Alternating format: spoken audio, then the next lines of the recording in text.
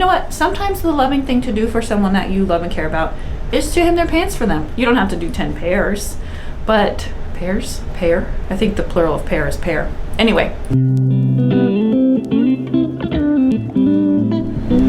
Hello, I am hoping to offer you a little bit of encouragement today. If you are like me and things may be a little bit out of control right now, life-wise, I want to share with you how sewing helps me with those things. And I think this video can apply to a lot of other hobbies besides sewing, but sewing and photography are my two hobbies. And I really find a lot of, I want to say the word therapy, but it's not like actual therapy, you know, but something about practicing your hobby just for joy when things are crazy is so therapeutic. And so there's a few reasons why I think a person's hobby may become more like a chore than a hobby. And I'm going to go through those reasons today and maybe help you prevent those things and also fit in time for your own personal sewing for joy. So today we're going to talk about sewing for joy. I'm Nikki. This is Pin Cut Sew. I think I mentioned in a very recent video that we were dealing with some serious house projects, and we've lived here for almost 3 years, and it has been like just this endless string of extreme home projects. And so what we've decided to do is move. That's a whole nother topic, but we've gotten this house as far as we're willing to get it, and we're gonna move, and it's gonna be great, and we're gonna be able to spend our time and money and weekends on other things. And so we love this house, but also it's been a learning and growing experience, and we're ready to just let someone else enjoy it and maybe finish what we started. But anyway, while we were dealing with these things, I went ahead and sewed a cute dress for my vintage doll, Winnie. If you have not seen the video about her and Madame Alexander dolls, I will link you to that. It's a really great video, and the number of comments under that video are so huge because so many people have memories or stories about Madame Alexander dolls. We also have a podcast episode. Actually, it was our first episode back in February 1st. And it was about Madame Alexander and her doll company. So that's the Making History podcast. You can listen to that anywhere, but I'll also link you to that too. So anyway, a lot of people would think when you have a lot going on and your house is full of contractors and things like that, then why would you just sit down and make something so frivolous? Well, there are reasons why. Like I said, this is what I do to bring myself joy and calm. And there's something about hobbies. I find the same thing about like when I just practice piano for fun. Piano is one of those things, I took lessons until I was 15, but it's not something that I'm professional at, you know. But there's something about playing piano that you can't have your mind on other things while you're practicing piano.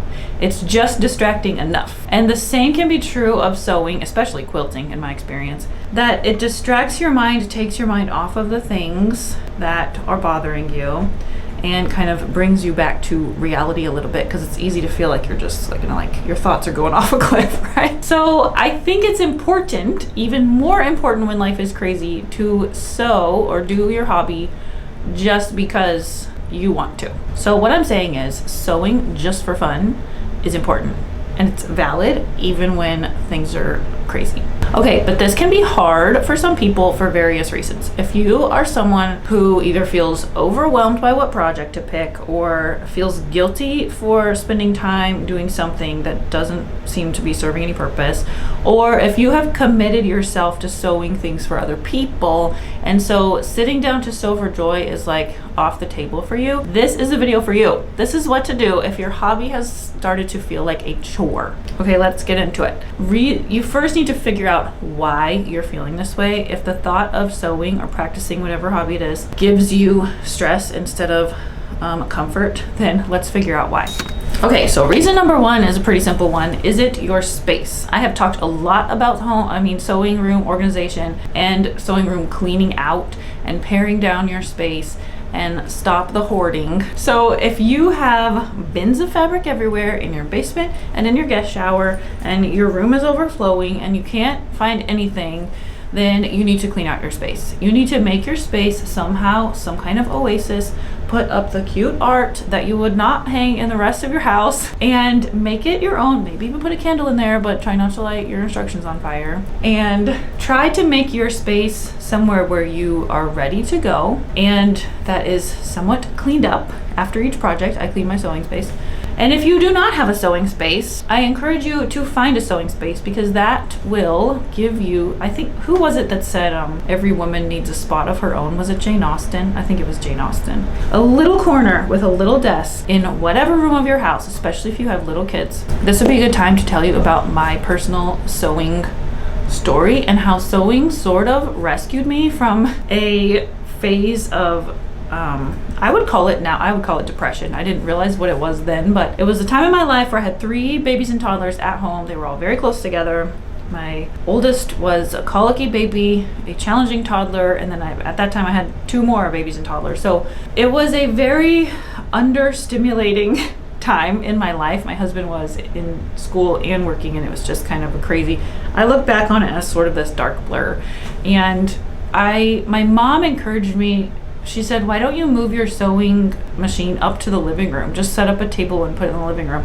And I can never thank her enough for telling me that because all of a sudden I could do something with my hands and with myself while I was parenting babies and toddlers. So it sort of changed everything for me. And this was when blogging was becoming a thing. And so there were sewing blogs, and this was like the good old days when nobody was making money. Everyone was just sharing, and friendships were formed, and inspiration was abundant, and it was just so much fun. And so sewing and quilting in my living room while having babies and toddlers was like a lifeline for me. It gave me something to do. It's sort of the same with photography. The reason I started photography was because I was doing a lot of things with little kids, and the more I learned about composition and editing and stuff, it made those things that I would dread more fun. And so I still do that. If I'm dreading going to an event, I just put myself in charge of photos, and suddenly it's like something I look forward to. But anyway, so your space can make a massive difference. And I really, really encourage you to watch the videos about cleaning out your sewing space and sewing room organization. So even if you don't have a big room, I don't have a huge room,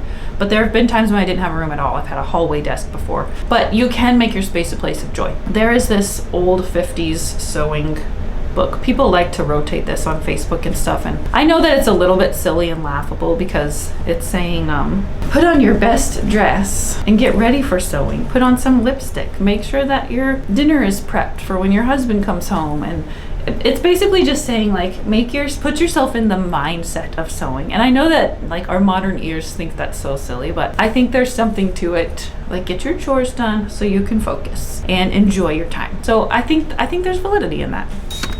Okay, the second reason your hobby may now feel like a chore is because you have monetized it.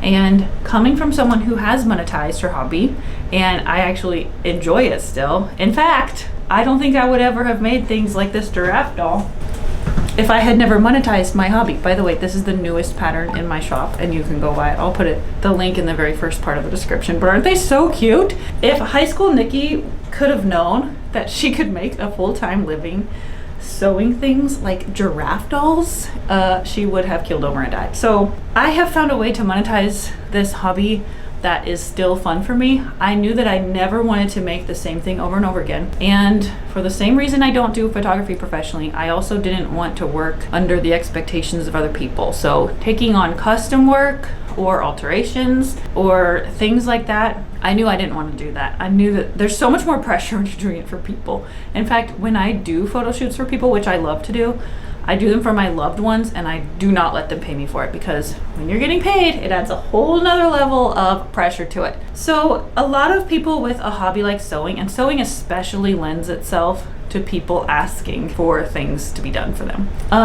I think a lot of people just fall into the type of sewing they're doing for work instead of carefully choosing it. And I just want you to know that you don't have to. You don't have to monetize your hobby. And if you do monetize your hobby, there are a lot of different ways to do it. I have a whole video, how to make money sewing.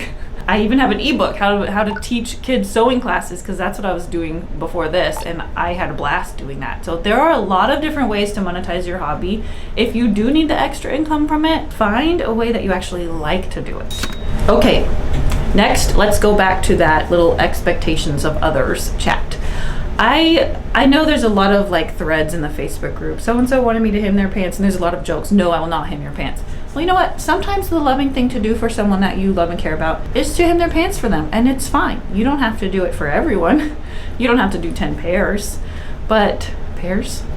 I think the plural of pair is pair. Anyway, I really love to alter prom dresses and like bridesmaids dresses for my daughter's friends. I think it's a huge blessing to them. And so to do that for them is so helpful for them. Sometimes they buy me a coffee or something, which I love, but I actually like the puzzle work too of altering gowns like that. So also if a stranger reaches out to me and asks for the same thing, I say no. Or if a barely acquaintance asks me to do that, I say no. And there are times I wish I would have said no, but there are also a lot of times that I am really glad that I said yes because it was so helpful for them. So I think there are non-blunt ways to say no if it's just not for you. You can say, which is often true, that your skill level is like, I don't have the skill level for that. If someone came to me with a wedding gown, I would say no to that because there's a reason those alterations are really expensive. And I am not putting someone's wedding gown under my machine if I don't really know that I have the tools and the equipment and the skill to deal with it. So you could just say simply, I'm sorry, I don't feel like I have the skill to do that. A second thing you could do is say, you know what? How about I teach you to do it? How about I teach you to hem your pants so that you know how in the future? And sometimes they'll take you up on that, but most of the time they're like, never mind. If someone is offering to pay you to do these things, they're usually pretty deterred by the price that you quote. So if someone says to me, how much would you charge me to make one of these? And I say to them, probably $80 because the time and materials, that's what it costs. And we're talking like probably 3 to 4 hours of my time, and I charge $35 per hour usually. So then they'll be like, never mind. I mean, they might eye roll at me behind their back later, but that's how much it costs. And then you can also just be honest and say, I'm sorry, I really don't have time to take on custom work right now. I use that line kind of a lot. I'm sorry, it's just not in my, I'm in a busy phase of life and I just don't have time for that. People don't usually require more of an expectation. I mean, an explanation than that. I think in our minds they do, and we feel bad about it, but people are generally pretty understanding. And if they're not, it's okay. It's okay. Also, if they are one of the people who let you teach them how, then they will actually see with their own eyes that it's not just, because a lot of times people will say, can you alter this for me? It's super easy. Super easy. But they don't actually know. They have no idea what goes into things. This one time, I think I've shared this story before. So one time this person was like, can you make this figure skating costume for my daughter? It's really simple, really basic. And she sent me a picture of Belle's dress in Beauty and the Beast, the live action one. Not the yellow one, the work dress. So I think that's why she thought it was basic. It's not basic. It's not simple and easy. So people just don't understand what goes into things, but you can educate them gently and nicely. I don't think we need to have the harsh no. No is a complete sentence. Like, you could be nice. Okay, along that same vein, have you placed expectations on yourself to make things for others just because you feel like you can, so you should? So if you have 4 sisters-in-law and you made one of them a quilt 5 years ago, and the guilt over not making the remaining 3 a quilt too is hanging over your head, you can just let go of that. You don't need those expectations. Your 3 sisters-in-law, especially if they have a busy life, maybe children also, they're gonna understand. Why do we think that our loved ones don't understand when we are gentle and kind? And I think, and sometimes it's not even the expectations of the recipient, it's the expectations we put on ourselves. Like, I have a whole gift about sewing Christmas gifts. Like, you don't have to make the presents just because you are able to. Make your shopping list, buy the presents, or don't give presents to some people. Like, it's gonna be fine. So if you have put pressure on yourself, or if you feel pressure from other people, and I know that there are some like snarky people in everybody's life who do expect you to do things for them just because you can. I mean, you should let go of that too.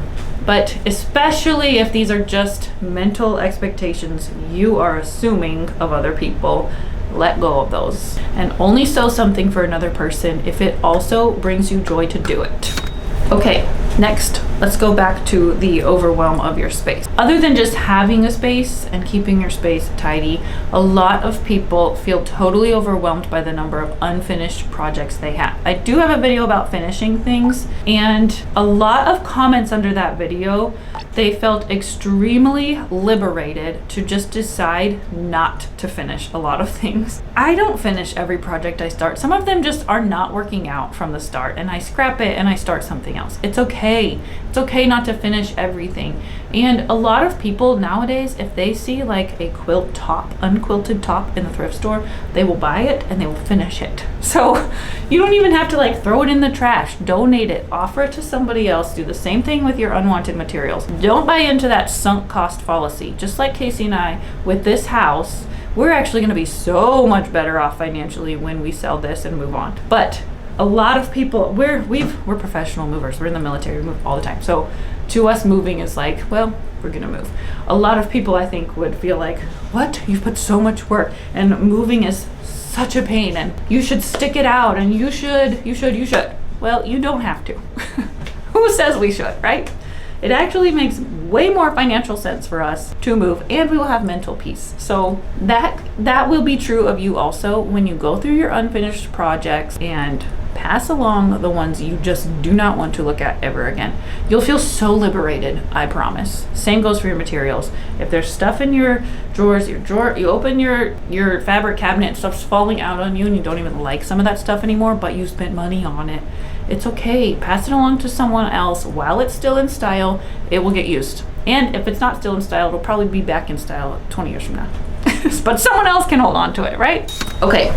The last reason is more, I think, common, especially for women, especially for mothers, is the reason you have a hard time sitting down and sewing just for joy because you feel guilty to do that. I think a lot of times we feel like as long as there's anything else to be done, or if there's some crisis in your life or your children's life or your husband's life or whoever, then you should not be enjoying something so purposeless, I guess. I know we know in our minds that it's not purposeless, but I still think we think that subconsciously. So my mom, sister, and I, several years ago, we were doing like a book study together about contentment, and we got to the chapter on laziness, and it can make you feel guilty just to read about laziness until my sister said, I don't actually think that we were struggling with the chapter. And she said, I don't think that this is something that any of the women in our family actually have a hard time with. If anything, we have a harder time resting.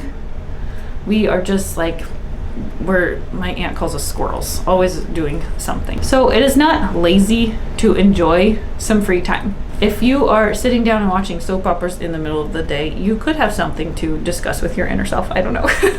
but sitting down and working on a hobby is not just being lazy and neglecting your duties or whatever. In fact, even though the projects may seem kind of frivolous or purposeless, these hobbies actually do produce a lot of good things and a lot of good fruit in your life. For me, for example, I wrote a list. My hobby has created income for my family. My hobby has been fruitful in building relationships with my family and friends. My daughter Layla works for me. We do the podcast together. My mom has been on my YouTube channel and my podcast before, and we have a deep relationship anyway, but sewing adds another level to that. I'm about to teach my friend to sew this giraffe doll, and I already started teaching her. My daughter's boyfriend's sister was over here yesterday and was talking to me about how she wants to sew more clothing, and I would love to help her with that. So I think that sharing your hobbies in this way does deepen your relationships. Okay, next. My hobby has been a blessing to others. Like I fixed some hunting pants for a guy at church in North Carolina, and hemming these bridesmaids dresses. One of my friend's daughters was wearing her bridesmaid's dress from like the 90s. Her prom dress from the 90s. And she was wearing it to the homeschool prom that all of our girls were going to. And she just needed it hemmed. And I said, well, why don't I make this actually fit you? And the joy on her face when she tried it on that second time after it fit her properly was so worth the effort that it took. And so it is a blessing to others. And then doing things like the Nutcracker gift shop, those teddy bear tutus I made last Christmas. I think it's important to create that balance though of sewing for others in a way that works for you and in a way that you won't dread and like that will add stress onto your mind. my hobby has helped my mental health. I was just sharing my story about having babies and toddlers, and it was just a really difficult time for me. I think I was just in a postpartum blur for many, many years, and sewing really was like a lifeline, and it's still this way. So sewing this dress for Winnie during all of this house stuff that we had going on was a good thing for me to do with my time. Doesn't she just look so cute? It's actually a play suit with a skirt over. So cute. Okay, and lastly, my hobby and how I have monetized it and what I do with it for others has displayed an industrious and entrepreneurial and very non-lazy lifestyle to my children. I hope and pray that it has inspired them to use their talents and abilities to bless other people and to consider an entrepreneurial endeavor like this that uses their specific gifts. And so I think they've really been able to see what business looks like. They've been able to help with my business, and I am so thankful for that. If I raised 3 entrepreneurs, I would be so happy about it. So I hope this has been helpful and encouraging for you. I hesitate to make this video. I know people will have a lot of opinions, but please share them in the comments, and I hope that you can carve out some time for sewing just for fun projects. Okay, let me finish by saying this. It can take some time to find what your just for fun project is. Obviously, I do a lot of projects that require a lot of brain power, like pattern making and weird quilts. And so for a while at the beginning of the year, I was like, I really miss garment sewing. I haven't done it as much in the last 2 years. I'm gonna use my weekends for garment sewing. But actually, like, I'm 43. My body is just different now than it's ever been before. And the fitting part, it felt stressful. Things weren't working out. So I was like, this is not my joy sewing anymore. And that's why I started sewing for Winnie, because that is now my joy sewing project. It doesn't take a lot of brain power. It's fun. It's aesthetically beautiful. I can use all the clothing sewing skills. So try out some different things until you find what is your joy sewing project. And my final closing thought, you do not need a hobby that makes you feel behind in something, especially if you have a busy life already. If your hobby is making you feel stressed and behind, then it's time to change some things up. So hopefully this video has given you some thoughts and inspiration on doing that for yourself. So yes, I will see you very soon with another tutorial. I have a list of things I want to make tutorials for. But anyway, yeah, I'll see you later. Bye.